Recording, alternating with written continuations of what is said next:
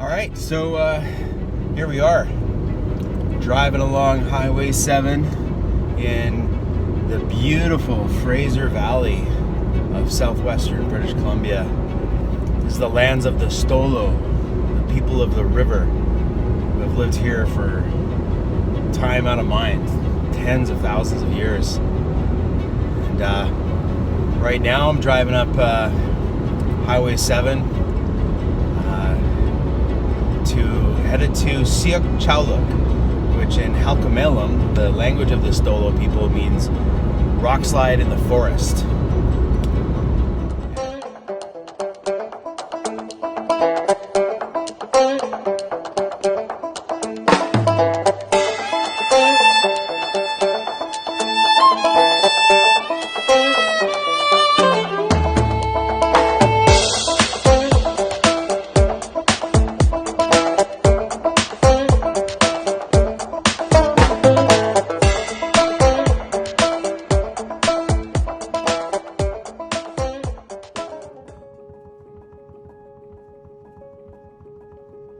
For the last 5 years, Thomas Schoen of First Journey Trails and myself with the Indigenous Youth Mountain Bike Program have been working on this project with the Sq'ewá First Nation, the Skawahlook. They're one of the Stolo people who have lived in the eastern portions of the Fraser Valley for thousands of years. And like way back in 2014, I was speaking at a conference, the World Indigenous Tourism Conference in Whistler, and I was doing a talk about working with First Nations and building trails. And there was this guy in the audience, Mike Bellegarde, who is Cree from Saskatchewan, actually, and he was working for the Skawahlook, the Sq'ewá, as an economic development officer, and he saw me speak. And I must have said something that he liked, because he texted me right in the middle of the presentation. He was like, "Man, we want to do this in our community. Like, you should come and work with us." I texted him back. It's like, "Yeah, let's do this. I'd love to do that." And that was it. I didn't hear from him again. Like total radio silence.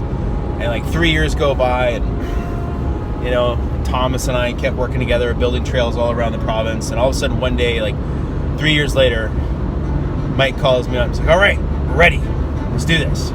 And we want to build like a Whistler style bike park." And I was like, "No." Like, what are you talking about? That's tens of millions of dollars. Like, what are we even talking about here? And he's like, "Well, come out and see this land. We got to show you this." So they have this small reserve. It's one of their reserves, and it's called Skawahlook Reserve 1, and it's right on the edge of the highway and the Fraser River. Like, the highway goes right through the reserve, and it's on the banks of the Fraser River. And Thomas came down, and we went together. And I remember the first time I pulled up at this place, I just wanted to get back in the car and drive away. It was ridiculous. Just a wall of like thorn bushes and blackberry bushes, and it just looked like nasty. I was like, why would we even bother? And Mike, he pulls out this massive machete, and it's like, we just gotta find a way in. So he plunges into the bushes, and Thomas and I follow behind. We're like, okay, where is this gonna take us? And we're crawling through these bushes, and he's chopping away at them. And you get past the thorn bushes, and we get past all the blackberries, and we come out into this beautiful, beautiful patch of forest. It was absolutely gorgeous.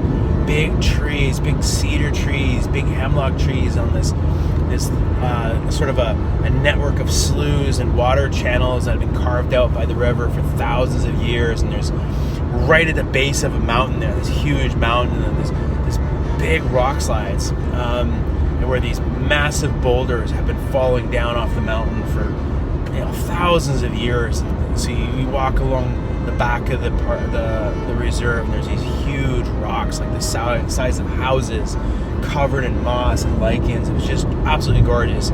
And I could tell Tom was so excited. Like, he's just running around up ahead of me like a overexcited puppy, seeing the possibilities. We're like, okay, like this, we could do something here. Like, this is special. So we wrote him up this little plan.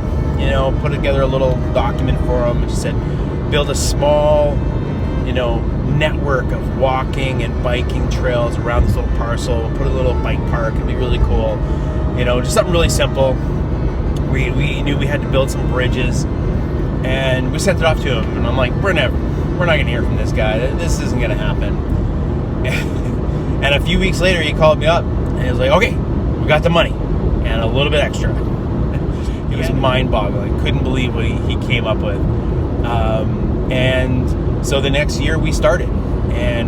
We built like a little 4 kilometers of like little bike trail looping through the forest, through the cedars, and just absolutely gorgeous. We had the guys really take their time and really make it artistic and like park-like, you know. And we put in a pump track built by Andreas Tony, this really awesome builder from Valemount up north in BC, came in and built this really cool little pump track for us. And Thomas, the master craftsman that he is, he had his guys build this really cool series of elevated boardwalks and ramps through the forest. We put in a really big bridge, like this metal span that we bought from this huge industrial yard in Vancouver underneath the Port Mann Bridge, which is really fun. Like one day I got to say, I'm gonna go buy a bridge today.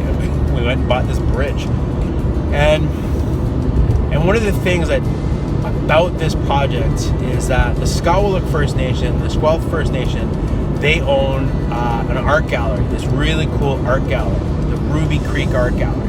It's like, you should use this park to raise awareness about your gallery and like put a sculpture here, you know, put a couple little sculptures. And Mike, being the you know, creative and innovative guy that he is, he ran with it, and I think they have something like 27 or so sculptures all over the bike park now, and some of them are huge, like 10-foot sculptures of Syéxw, which is the Sasquatch. He's like, you know, a really important being within the Sq'ewá and the Stolo world. Like, he's a keeper of the land. He's a prankster. He's, you know, a really important figure. And coincidentally, Ruby Creek is also known as a really famous place for Sasquatch sightings. Back in like 1920, there was like some really famous Sasquatch sightings. So people who are interested in Sasquatch still come from all over the world to check it out, in hopes of seeing the Sasquatch. So these sculptures are all over the trails now, and you can wander through and see like little sculptures poking out from behind the trees, and you can, you know, learn about the different beings and stories of the Sq'ewá people and the Stolo people. And this park has really become something special to us. You know, it's really shown us the power of transformation, and, you know, by working with the community, what you can build. Now they get thousands and thousands of visitors a week from all over the Lower Mainland. It's become a really, really popular place. And we're still working with them. We're still trying to figure out like where we can take it next, what we're going to do with it. They put in a massive playground. I think it's like 9,000 square foot playground with a zip line. You know, we built more trails. There's a beautiful viewing platform at the back where all the rocks come down from the mountain. Hopefully one never comes down and takes out the viewing platform, which is, you know, definitely keeps me awake at night. Yeah, it's just a really, really special spot. This year we put in a new picnic shelter, which is partially finished, and making sure that everybody's, you know, being respectful and accessing this land that belongs to the Sq'ewá people in a way that's respectful and done in a good way, as we always say. For the last while, like, we've been working on getting electrical to the site. That's going to be a really big development. Because then they can start running programming. They can start running like culture programming, culture tours.